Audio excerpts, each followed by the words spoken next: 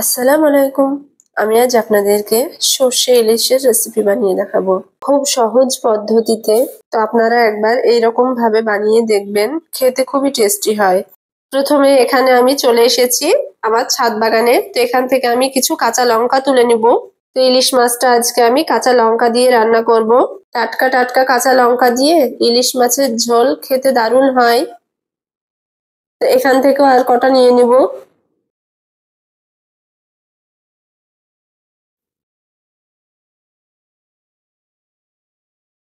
কাঁচা লঙ্কাগুলো আমার সব তোলা হয়ে গেছে।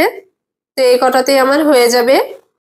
তো এখানে আমি ইলিশ মাছগুলো ভালো করে ধুয়ে পরিষ্কার করে নিয়েছি। এবার আমি এখানে হলুদ লবণ মাখিয়ে নিব। প্রথমে দিয়ে দিব লবণ, হলুদ গুঁড়ো। তো এগুলো এবার আমি ভালো করে হাত দিয়ে মাখিয়ে নিব। তো এগুলো আমার মাখানো হয়ে গেছে। এবার আমি গ্যাসে কড়া বসিয়ে দিয়েছি। এখানে দিয়ে দিব তেল। তো এখানে আমি সরিষার তেল দিয়েছি। এবার তেলটাকে ভালো করে গরম করে নিব। তো তেলটা আমার গরম হয়ে গেছে। এবার আমি মাছগুলো ভেজে নিব। তো মাছগুলো আমি খুব বেশি ভাজবো না, হালকা করে ভেজে নিব। এখানে দিয়ে দিব চেরা কাঁচা লঙ্কা।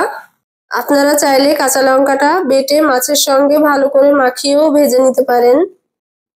মাছগুলো এবার আমি উল্টে পাল্টে ভালো করে ভেজে নিব। মাছগুলো আমার ভাজা হয়ে গেছে। এবার আমি মাছগুলোকে তুলে নিব।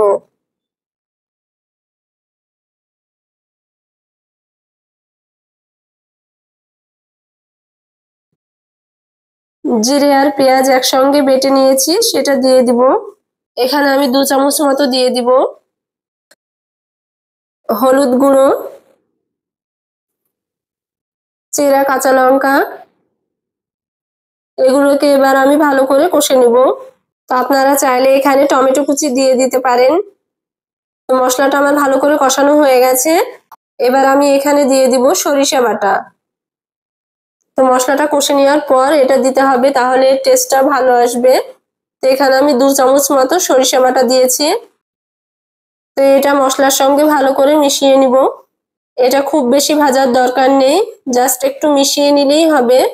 তো এটা আমার মেশানো হয়ে গেছে। এবার এখানে দিয়ে দিব পানি।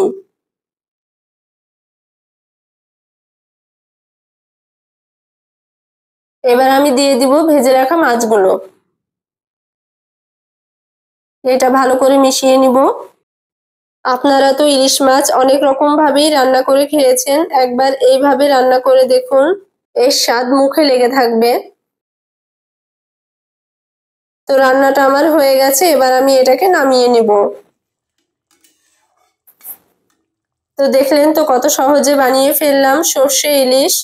এইরকম ইলিশ মাছের ঝোল পেলে দুপুর বেলায় ভাতের সঙ্গে আর কিছুই লাগবে না।